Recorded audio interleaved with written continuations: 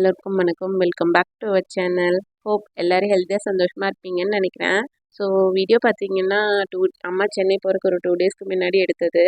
அம்மா சென்னை போனதுலேருந்தே பிஸி ரொட்டீனாக போயிட்டுருக்கு. வீடியோஸ் எல்லாம் எடுத்து வச்சுட்டேன். ஆனால் வாய்ஸ் ஓவர் எடிட்டிங் கொடுக்கறதுக்கு தான் கொஞ்சம் டிலே ஆகிடுச்சு. நம்ம சேனலில் பார்த்தீங்கன்னா ஷார்ட்ஸ் வீடியோ மட்டும்தான் 3 வீக்ஸாக போயிட்டுருக்கு. லாங் வீடியோ போட்டு ரொம்ப நாள் ஆன மாதிரி இருக்குது. ஒன்று டிலே ஆகாதுன்னு நினைக்கிறேன். ஸோ கன்டினியூ பண்ணுறேன். ஸோ வாங்க வீடியோக்குள்ளே போகலாம். அன்றைக்கி மார்னிங் பார்த்தீங்கன்னா பன்னீர் ரோஸ் செடி ஃபுல்லாக பூத்துருந்துச்சு.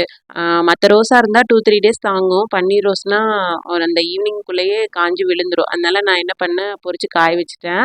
ட்ரை பண்ணிட்டா ஏதாவது பவுடரில் மிக்ஸ் பண்ணிக்கலாம் அப்படின்னு சொல்லிட்டு அந்த அன்னைக்கு காலையில் பார்த்தீங்கன்னா தோட்டத்தில் ஒரு 5 தென்னம்பிள்ளை வந்து காஞ்சி போச்சு. அதுக்காக அந்த முந்தின நாள் ஈவினிங்கே பார்த்தீங்கன்னா வீட்டு பக்கத்துலேயே கொண்டு வந்திருந்தாங்க.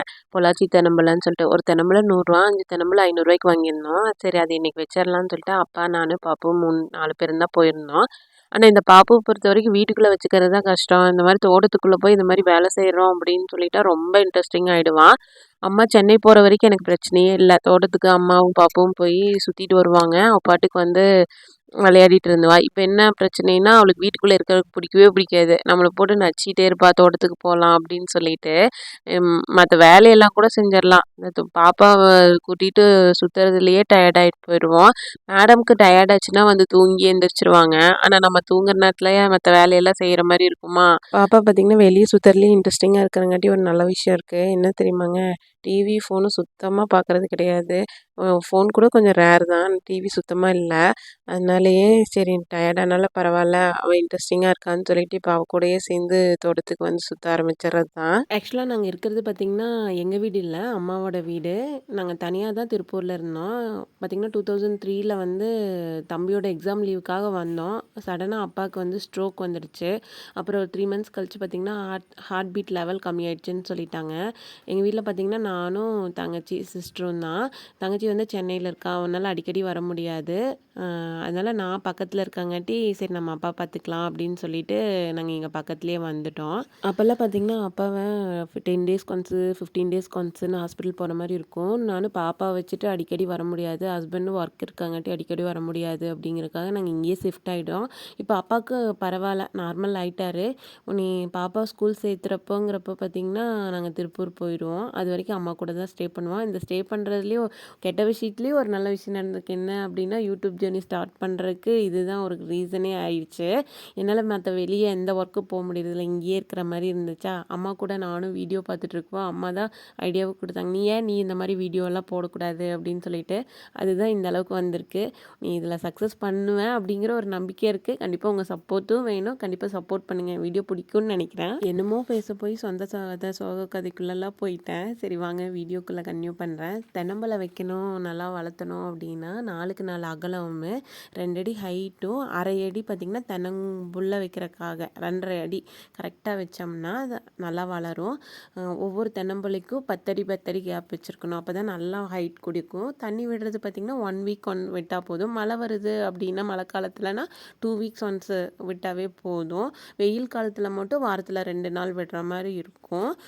அப்போ எப்போவுமே சொல்லுவாங்க, பெத்த புள்ள பொல்லினாலும் வச்ச புள்ள வந்து நம்மளுக்கு சோறு போடும் அப்படின்னு ஒரு பழமொழி சொல்லிகிட்டே இருப்பார். அதுக்கு என்ன ரீசன் அப்படின்னா, நம்ம நல்லா வேலை செய்கிறப்பவே தென்னம்புள்ள வச்சு விட்டுட்டோம்னா நம்ம வேலை செய்ய முடியாத ஏஜ் இருக்கும் பார்த்திங்களா, அந்த ஏஜில் வந்து தேங்காய் விற்றே நம்ம செலவெல்லாம் ஓட்டிக்கலாம் அப்படிங்கிறது அந்த ஸ்டோரியோட கதை.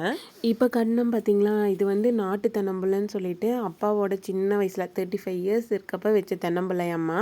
நல்லா ஹைட்டாக இருக்கும். இந்த மரத்தில் போடுற இது மாதிரி ஒரு 50 மரம் இருக்குது. அந்த 50 மரத்தோட காய் தான் வந்து பதியம் போட்டு 90 டேஸ் கழித்து முளைப்பு வந்துச்சு. அந்த தென்னம்பிள்ளை தான் நாங்கள் வச்சுருக்கோம். அதில் தான் ஒரு 5 தென்னம்பிள்ளை வந்து இப்போ காஞ்சி போச்சு. அதுக்கு தான் மாற்றி இப்போ ஒரு 5 தென்னம்பிள்ளை வச்சுருக்கோம். தென்னம்பிள்ளைக்கு பார்த்திங்கன்னா ஒரு 6 மாதத்துக்கு ஒரு டைம் பார்த்திங்கன்னா உப்பு வந்து உரமாக போடுவார். அது போக மாட்டு சாணம்லாம் இருக்குது பார்த்திங்களா, அதெல்லாம் நாங்கள் வந்து ஒரு இடத்துல கொட்டி அதை ட்ரை பண்ணிடுவோம். அதை வந்து ஒவ்வொரு தென்னை மரத்துக்கும் பக்கத்தில் குழி தோண்டி ஒவ்வொரு கூடை வந்து கொட்டி குழியை மூடிடுவோம். நம்ம தண்ணி விடுறப்ப பார்த்திங்கன்னா அது தென்னை மரத்துக்கு உரமாக போயிடும். அப்போ நல்லா காய்க்கும்.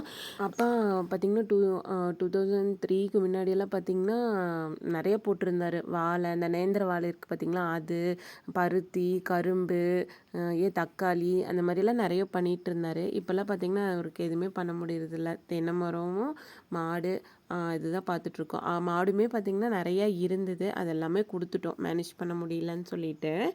அங்கேயே பார்த்திங்கன்னா நாட்டு கொழுமிச்சங்காய் இருக்கும், அது நல்லா டேஸ்ட்டாக இருக்குங்க, புளிப்பாக இருக்கும். நம்மளால இதில் உப்பு மிளகாத்தூள் போட்டு சாப்பிட்டா சூப்பராக இருக்கும். பாப்பாவுக்கு இது ரொம்ப பிடிக்கும், எப்படி தான் சாப்பிட்றான்னு தெரியல, நம்மளுக்கே பல் கூச்சோம் ஆனால் சாப்பிட்ருக்கா பார்த்தீங்களா.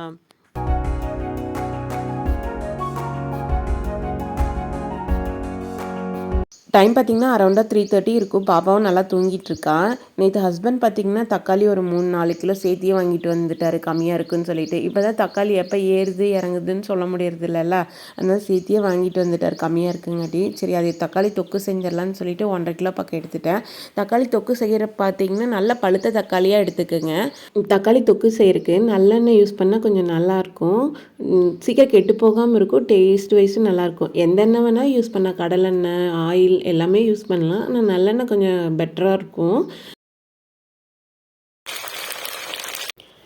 நல்லெண்ணெய் பார்த்திங்கன்னா நான் ஒரு 50 கிராம் எடுத்திருக்கேன். தக்காளி பார்த்திங்கன்னா சின்ன சின்னதாக கட் பண்ணணும்னு இல்லை, 4 ஸ்லைஸாக கட் பண்ணால் போதும். தேவையான உப்பு போட்டு ஒரு 15 மினிட்ஸ் லோ ஃப்ளேமில் வச்சு மூடி வச்சிட்டோம்னா அதுவே தண்ணி விட்டு சுண்டும். அது வரைக்கும் நம்ம சைடில் பூண்டு கட் பண்ணிக்கலாம். பூண்டு பார்த்திங்கன்னா கொஞ்சம் நான் 50 கிராம் சேர்த்திருக்கேன், முழுசாகவும் போடலாம், கட் பண்ணி போடலாம். நான் கட் பண்ணி போட்டிருக்கேன். பூண்டு சேர்த்துற வரைக்கும் ரொம்ப நல்லது. ஒரு 15 மினிட்ஸ்க்கு அப்புறம் நல்லா குழஞ்சி வந்திருக்கும்.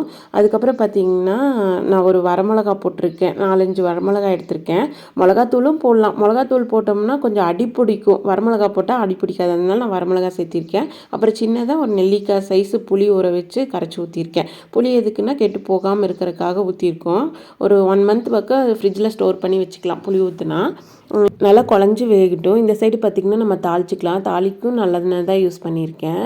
ஒரு டீஸ்பூன் கடுகு, ஒரு டீஸ்பூன் உளுந்தம்பருப்பு, ஒரு டீஸ்பூன் கடலைப்பருப்பு, 2 வரமிளகா வந்து முழுசாக போட்டுக்கிறேன் நான் வரமிளகாயை. அது கூட கொஞ்சம் கருவேப்பிலை. அதுக்கப்புறம் பார்த்திங்கன்னா பூண்டு வந்து நல்லா பொரியட்டும். நல்லா பொரிஞ்சதுக்கப்புறம் நம்ம சேர்த்திக்கலாம். நல்லா பொரிஞ்சதுக்கப்புறம் பார்த்திங்கன்னா இப்போது குழஞ்சிருக்குள்ள அந்த தக்காளி கூட தொக்கு கூட சேர்த்திட்டோம்னா நல்லா வெந்து எண்ணெய் பிரிஞ்சு வரும். அந்த அளவுக்கு லோ ஃப்ளேம்லேயே வச்சுக்கோங்க, அப்போ தான் அடி பிடிக்காமல் இருக்கும். நல்லா எண்ணெய் பிரிஞ்சு வரப்போ நம்ம இறக்கிட்டோம்னா தக்காளி தொக்கு நல்லாயிருக்கும். இது பார்த்திங்கன்னா தோசை, இட்லி, ஏன் சாப்பாட்டுக்கு, சப்பாத்திக்கு எல்லாத்துக்குமே சைடிஷாக சூப்பராக இருக்கும். ட்ரை பண்ணி பாருங்கள். நம்ம ஃப்ரிட்ஜில் ஸ்டோர் பண்ணி வச்சுக்கலாம். 1 வீக்குக்கு நம்ம வெளியே வச்சுக்கலாம், கெட்டு போகாது. நம்ம 1 மந்த் யூஸ் பண்ணுறதா இருந்தால் ஃப்ரிட்ஜில் வச்சுக்கலாம். டைம் பார்த்திங்கன்னா ஒரு 6 மணி இருக்கும். ஃப்ரெஷ்அப் ஆகிட்டு செடியில் மல்லிகைப்பூ பூத்துருந்துச்சு. இந்த மல்லிகைப்பூ சீசன் முடிகிறக்குள்ளேயே ஒரு சின்ன ஆசை, இந்த மல்லிகைப்பூ மாலை கட்டணும்னு சொல்லிட்டு. கோர்க்கோவும் நார்மலாக கட்டுறதும் எனக்கு தெரியும், மல்லிகைப்பூ மாலை கட்டுறது தெரியாது. யூடியூப் பார்த்து தான் கற்றுக்கிட்டேன், அது உங்கள் கூட ஷேர் பண்ணிக்கிறேன். நம்ம எப்பவும் போல் தான் நூலை வந்து கொஞ்சம் லூஸ் விட்டுக்கணும், எந்த அளவுக்கு வேணும்னு சொல்லிட்டு. அதே மாதிரி மேலொன்று கீழொன்று எப்போவும் நார்மலாக கட்டுவோம் பார்த்திங்களா, அந்த மாதிரி கட்டிக்கணும். டைட்டாக 2 நாட்டு போட்டுக்கோங்க ஃபஸ்ட்டு நாட்டுங்காட்டி. அதுக்கப்புறம் பார்த்திங்கன்னா பூவை வந்து அப்படியே திருப்பிட்டு அந்த நாட் போட்டிருப்போம் பார்த்திங்களா, அது மேலே ஒரு பூ வச்சுக்கோங்க.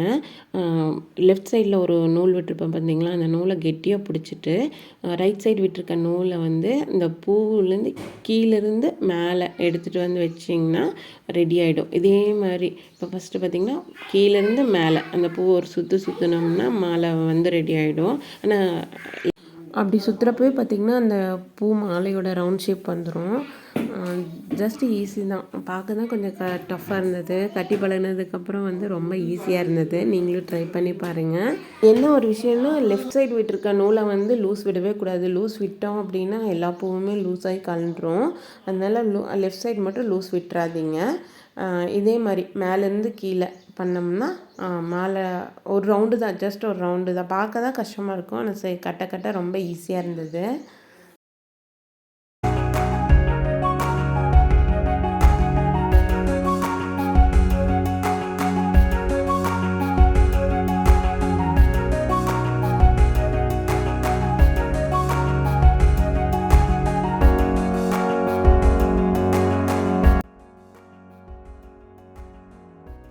கட்டி முடிச்சதுக்கப்புறம் லாஸ்ட்டாக பார்த்திங்கன்னா அதுவும் பார்த்திங்கன்னா லெஃப்ட் சைடில் இருக்க நூலை வந்து நல்லா கெட்டியாக பிடிச்சிட்டு ரைட் சைடில் இருக்க நூலை வந்து நல்லா ஒரு 2 நாட் போட்டுக்கோங்க.